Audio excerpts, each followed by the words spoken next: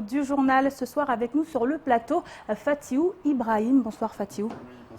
Alors, vous faites partie de ce collectif qui a organisé ce matin ce rassemblement sur la place de la République et qui a également initié des actions du côté de la préfecture, notamment au service de l'immigration. Vous nous direz de quoi il s'agissait très exactement et pourquoi ces actions ont été lancées. On en parle avec vous tout à l'heure, Fatiou. Mais d'abord, voici les titres de ce mardi 17 octobre. Le collectif des citoyens de Mayotte avait appelé au rassemblement ce matin, place de la République. La foule des grands jours n'était pas au rendez-vous, mais plus de 200 personnes ont tenté de bloquer le service immigration à la préfecture avant de retourner sur le parvis du comité du tourisme pour participer à un grand hijab. Et explication. L'association Mayotte française francophone et européenne vient d'être créée à Paris. Objectif, promouvoir Mayotte par du lobbying auprès des instances nationales, européennes et internationales, et en particulier auprès des pays membres de l'Union africaine. Nous avons souhaité en savoir plus sur cette toute nouvelle association. Reportage. Aujourd'hui, c'est la journée mondiale du refus de la misère. Et si en France, environ 9 millions de personnes vivent sous le seuil de pauvreté, à Mayotte, département le plus pauvre de la 5e puissance du monde, 84% de la population vit également avec moins de 959 € par mois.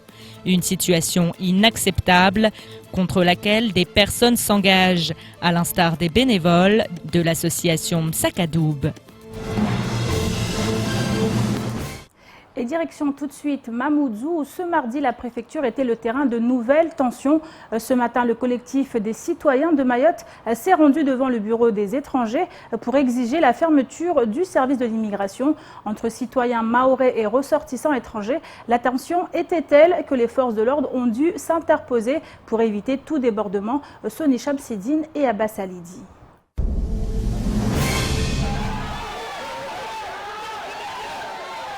La préfecture de Mayotte, à nouveau théâtre d'affrontements communautaires. Près de 150 personnes, excédées depuis de nombreuses semaines, tentent d'empêcher une fois de plus ce mardi les délivrances de séjour.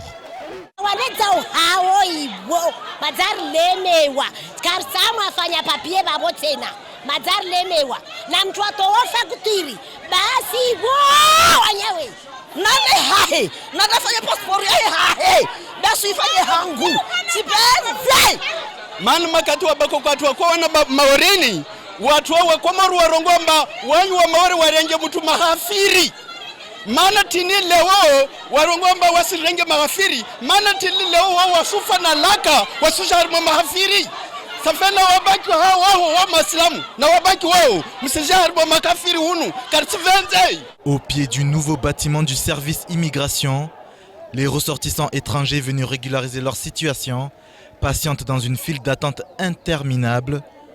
Au vu du contexte, pour certains, c'en est trop. Ils préfèrent quitter les lieux.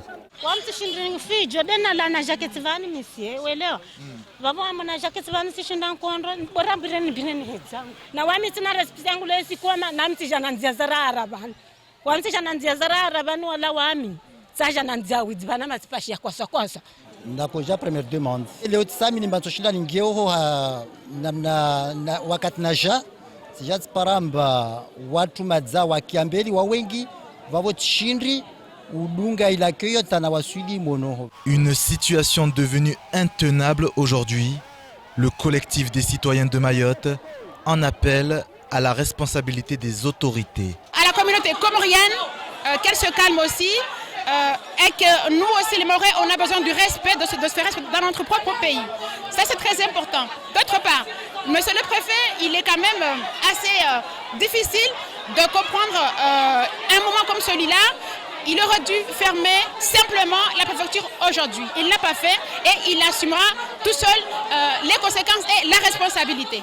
Des réponses concrètes sont désormais attendues par la population pour mettre un terme à des tensions qui au fil des jours ne cessent de monter dans le 101e département. Et après une matinée tendue, les membres du collectif ont pris la direction de la place de la République afin de participer au Grand Chidiabou débuté dès 6 h. Plusieurs personnes ont ainsi pris la parole, à l'instar du sénateur Hassani Abdallah.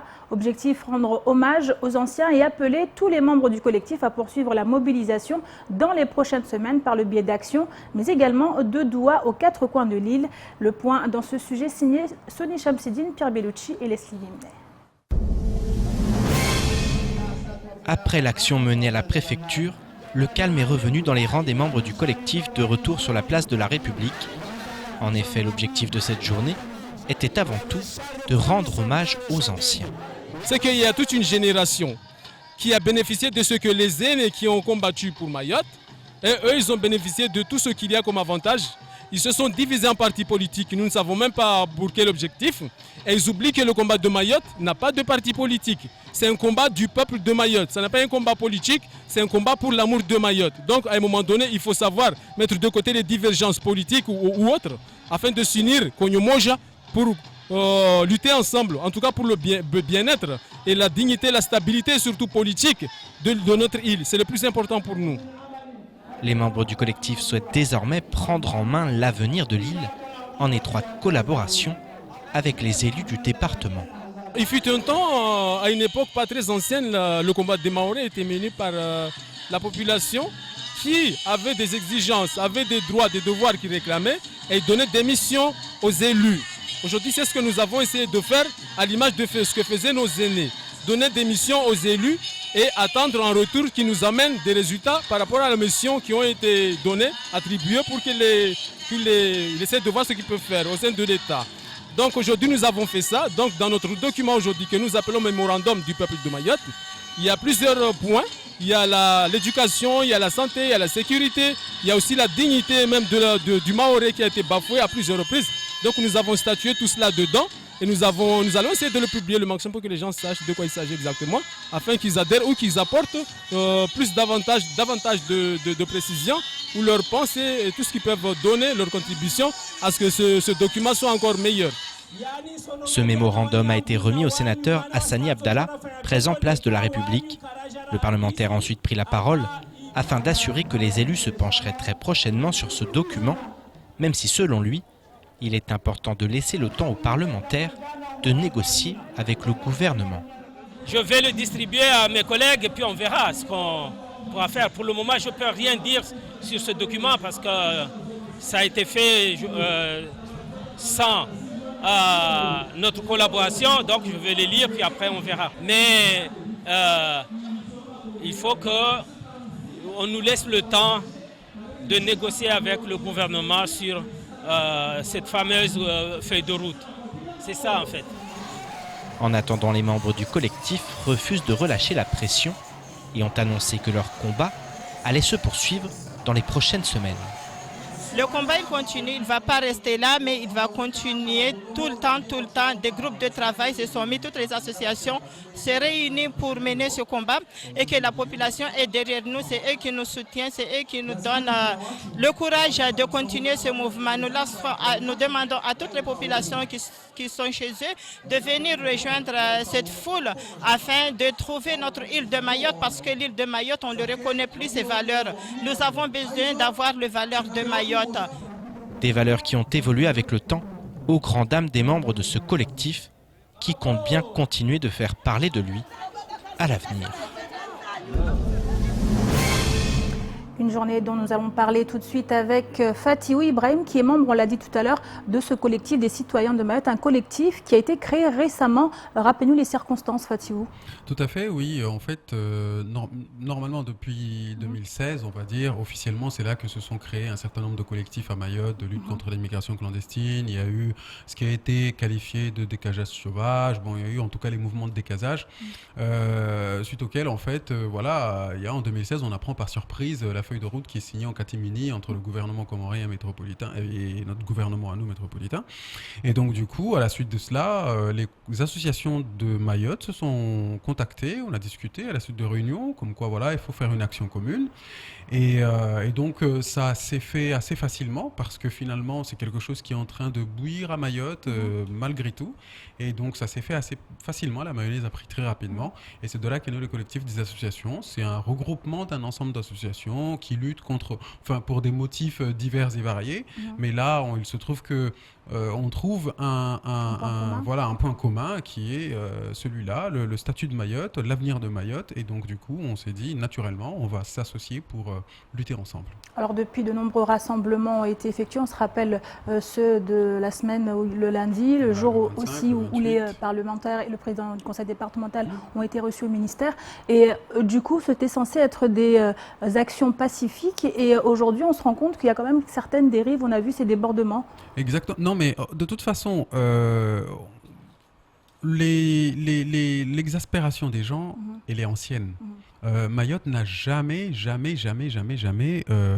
a jamais eu de problème contre l'immigration clandestine. Les peuples des îles de l'archipel des Comores ont toujours été des peuples qui vivaient séparément, avec chacun ses façons, chaque peuple se fait sa façon de faire, sa façon de penser, sa façon de parler, etc. etc. Il y a toujours eu des ententes, des entrées, des sorties, mais il y a toujours eu ces petites tensions entre eux, mais ça n'a jamais été aussi vif qu'aujourd'hui. Donc aujourd'hui, si la tension est aussi palpable, peut-être aussi qu'il faut voir au niveau des autorités, il faut se demander qu'est-ce que fait l'État à Mayotte, il faut se demander qu'est-ce que fait la justice à Mayotte, parce que quand on voit que des gens continuent à loger des personnes en situation irrégulière impunément, quand on voit que les services fiscaux sont en train de délivrer des titres qui permettent à ces personnes-là de régulariser leur situation aussi facilement sans se poser de questions. Quand on voit aujourd'hui que la préfecture s'amuse à donner des titres de séjour sans même demander mais comment ces personnes-là sont venues entrer dans le territoire, on imagine quand même bien qu'il y a anguille sous roche et que quelque part, les autorités de l'État ne peuvent pas dire qu'ils ne sont pas responsables de ce qui se passe aujourd'hui. Certes, les Mahorais ont leur part de responsabilité, mais il n'empêche que l'État a aussi ce devoir de veiller à la protection des gens. Et la protection des gens, c'est aussi de faire en sorte que les personnes ne se fassent pas mal eux-mêmes. De la même façon qu'un individu ne peut pas aller torturer un autre, il ne peut pas non plus aller se torturer. Et bien, de la même façon, le peuple mahorais qui est en train de causer du mal à lui-même, de causer du mal finalement à la nation parce que tout l'argent qui est utilisé à Mayotte à l'endroit de ces personnes-là, c'est quand même les impôts de tout le monde. Donc l'État a aussi une grosse part de responsabilité parce qu'elle a failli, non seulement au niveau sécurité à l'entrée du territoire, elle a failli une seconde fois parce qu'il ne respecte pas la loi, il laisse entrer les gens et puis il délivre des titres. Et il a failli une troisième fois parce que tout simplement, il n'assiste pas à Mayotte, contrairement à ce qui était l'accord de 1841 qui aujourd'hui est clairement non respecté. Alors justement, vous dites que ces actions sont la réponse à ce ras-le-bol éprouvé par les Mahorais, mais vous faites également au sein du collectif force de proposition avec ce mémorandum qui a été produit, qui a été également communiqué à l'un des sénateurs. On l'a vu à Sani Abdallah ce matin. Qu'en est-il? Qu'y a-t-il exactement dans ce document, Fatihou? Tout à fait. En 1841, quand l'État est arrivé, il y avait un accord entre guillemets de protectorat sur le territoire. 1975, grand moment de l'histoire de Mayotte également, il était demandé à l'État français d'accorder un statut pérenne, un statut définitif, un ancrage définitif de Mayotte dans la République française. Aujourd'hui, on a l'impression que l'État est en train de faire machine arrière. Donc il est temps, on l'a compris, on a rassemblé un certain nombre de penseurs de l'île, on a rassemblé un certain nombre d'intellectuels, et tout le monde est au courant que l'État est en train de jouer un jeu qui n'est pas très clair, en tout cas qui ne laisse personne dupe. Et donc tout le monde a pensé qu'il était bon de réfléchir à un document, à des engagements qui doivent être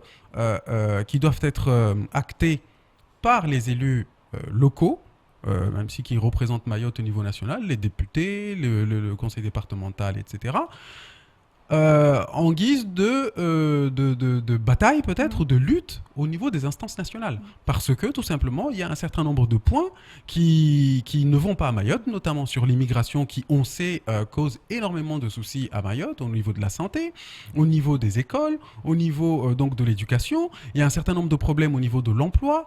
Quand beaucoup de gens sont venus, des intellectuels qui sont venus dénoncer le fonctionnement du CUFR, le fonctionnement de l'éducation nationale à Mayotte, les associations des parents d'élèves qui sont venus se joindre aussi à nous pour dénoncer cette situation. La situation dans les écoles, elle n'est pas terrible, tout le monde la connaît. Nous connaissons aussi donc la délivrance des séjours qui se fait un peu en gros, n'importe comment aujourd'hui. Il y a aussi des difficultés au niveau donc de la santé, l'accès au CHM qui est interdit finalement aux Mahorais, l'accès aux soins dans les cabinets privés qui est impossible parce qu'il y a des listes interminables, on n'est pas reçu dans la journée. Les évacuations sanitaires que tout le monde dénonce parce que l'État, le CHM, les Mahorais estiment qu'elle est privilégiée pour des personnes qui viennent à Mayotte en situation irrégulière, etc., etc. Alors on l'aura compris, la colère est profonde. Est-ce qu'il y a d'autres actions qui sont prévues par ce collectif prochainement, Fatiou? Alors le collectif, nous avons discuté à la suite du rassemblement d'aujourd'hui parce qu'encore une fois, il était question dans le rassemblement de ce matin, il était question d'aller faire une fatia autour de 4 points. Il était question de rassembler les gens, les Mahorais, les unir autour d'une cause. Il était question de faire des fatias pour nos aînés. Il était question également donc de présenter cette feuille de route, etc.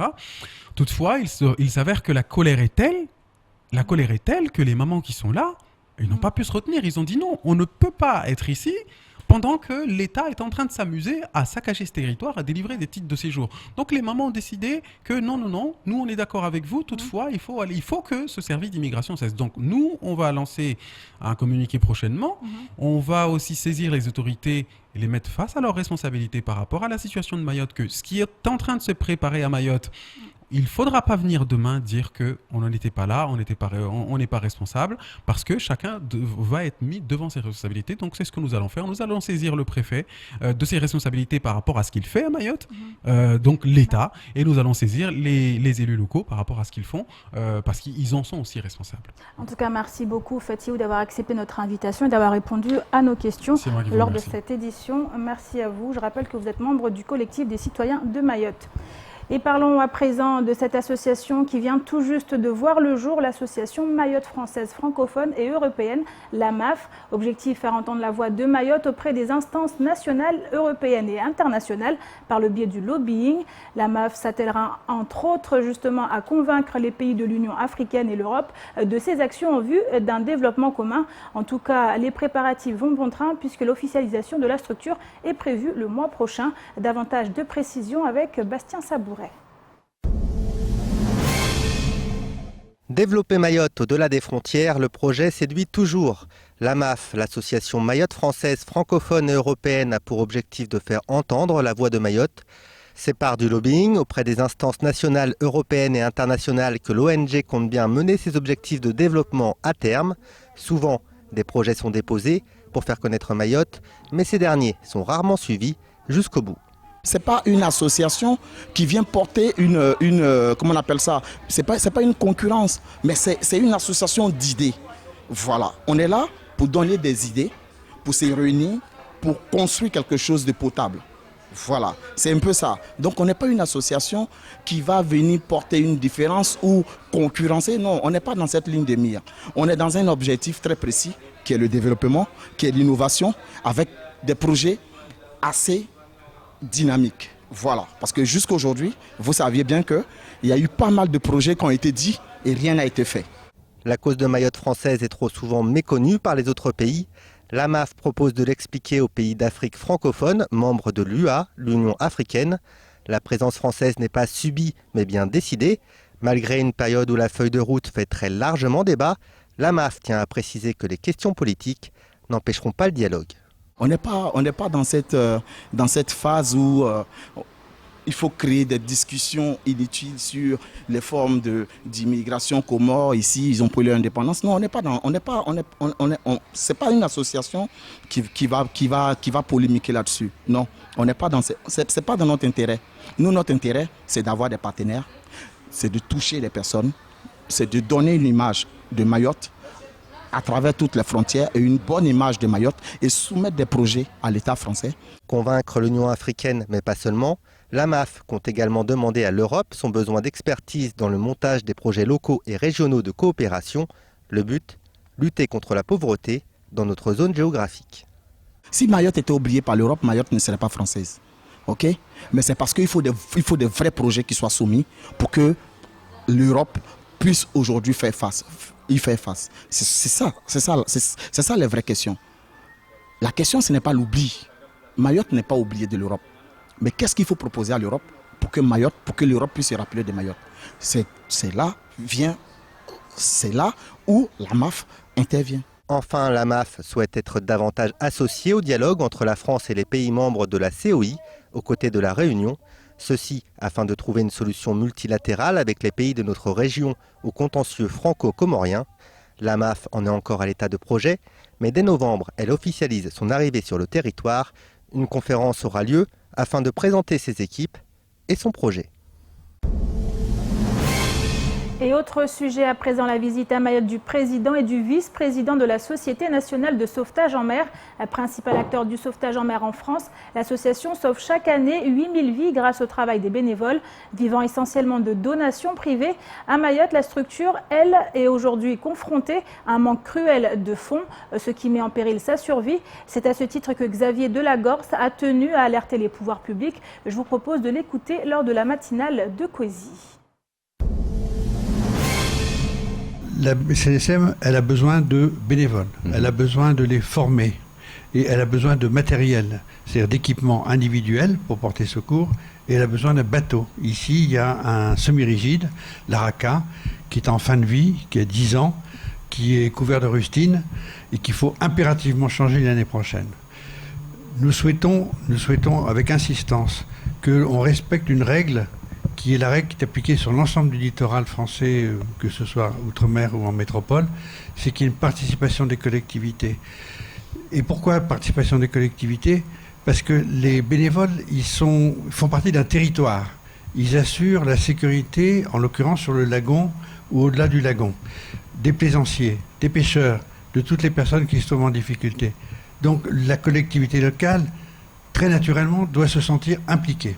Donc hier, nous sommes allés voir le Conseil général, nous avons eu un premier entretien, sans doute un deuxième cet après-midi. Nous n'avions pas de réponse depuis plus d'1 an. Bon, maintenant, il nous faut une réponse. Et qu'en est-il à présent du reste de l'actualité de ce mardi 17 octobre? Je vous en propose un petit tour d'horizon tout de suite dans l'actualité en bref. Les rythmes scolaires n'en finissent plus de faire la une de l'actualité. Cette fois, c'est le SNUPP FSU qui s'en mêle et monte vivement au créneau. Dans un communiqué, le secrétaire départemental affirme que des enseignants ont attiré l'attention du syndicat suite à des menaces et des pressions exercées sur eux par leurs supérieurs hiérarchiques. Le SNUPP FSU Mayotte dit regretter le manque de confiance à l'égard des enseignants, en ajoutant que ces derniers sont étrangers à la mobilisation des parents d'élèves qui se manifestent aux 4 coins de l'île depuis la rentrée.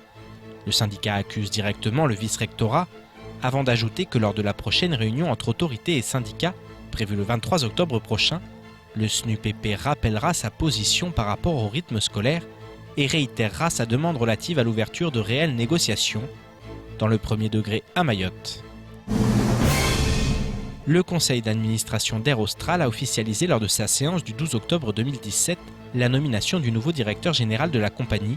Proposé par Air Austral, sa mission inscrite dans le cadre du partenariat stratégique entre les deux compagnies sera de piloter la bonne mise en œuvre et la stricte exécution du business plan établi visant le redressement d'Air Madagascar.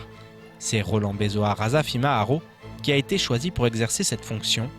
Directeur général de la compagnie entre 1996 et 2000, il a officiellement pris ses fonctions hier, lundi 16 octobre. Dans un communiqué, le principal intéressé a réagi en ces termes, je cite, « C'est avec le sens des responsabilités, la conscience de l'importance des défis à relever, mais aussi et surtout avec passion, mobilisation, rigueur et engagement, que je travaillerai aux côtés de mes collaborateurs au déploiement et à la mise en œuvre du business plan établi, et ce afin de faire en sorte qu'Air Madagascar retrouve sa splendeur d'antan. » La doyenne de France vient de recevoir ses premiers honneurs. Tava Kolo, Cet habitant de Passamenti, né le 22 décembre 1902, vient en effet de faire l'objet d'une publication sur le site encyclopédique Wikipédia.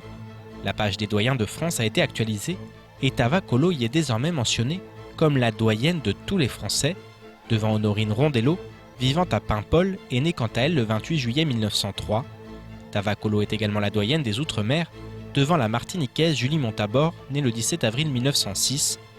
Il se trame désormais que notre super centenaire local va faire l'objet des honneurs de la nation française, et ce dans les toutes prochaines semaines. Au niveau départemental, certains réclament également que les élus mahorais rendent hommage à cette grande dame, grand-mère de 108 arrière-arrière petits-enfants. Et on termine à présent ce journal avec la journée mondiale du refus de la misère, célébrée aujourd'hui à travers le monde. Celle-ci est l'occasion de rappeler qu'aujourd'hui encore, nombreux sont ceux à vivre dans la précarité. En France, par exemple, 8,8 millions de personnes vivent sous le seuil de pauvreté, tandis qu'à Mayotte, département le plus pauvre du pays, 84% de la population vit avec moins de 950 € par mois. Une situation inacceptable face à laquelle des hommes et des femmes se mobilisent pour aider à leur échelle les plus démunis. C'est notamment le cas des membres de l'association Mtsakadoub. Nous sommes ainsi penchés sur leurs actions. Le focus dans ce reportage d'Adèle Laurent. Mtsakadoub, c'est une association humanitaire créée il y a 3 ans. C'est une distribution de nourriture 3 fois par semaine. C'est 4500 adhérents et plus de 300 colis alimentaires distribués de façon hebdomadaire. Et si cela est possible, c'est en premier lieu grâce aux bénévoles, mais aussi aux donateurs.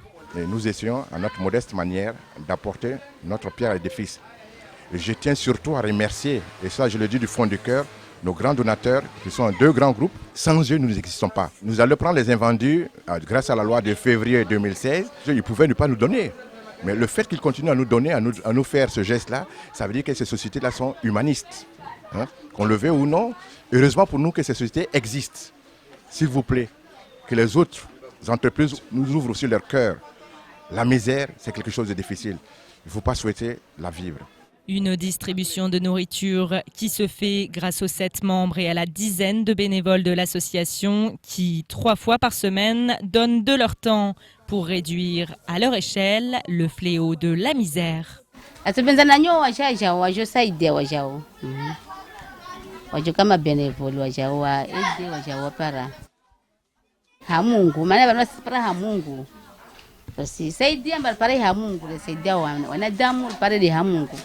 Et comme le rappelle la Commission nationale consultative des droits de l'homme, la pauvreté est une violation des droits humains. Et à ce titre, la combattre est une obligation des pouvoirs publics. Au-delà d'être morale, cette obligation est directement déduite des engagements internationaux et européens souscrits par la France. Malheureusement, et à la vue du nombre de personnes vivant sous le seuil de pauvreté qui ne cesse de croître, les actions mises en place par les pouvoirs publics ne suffisent pas.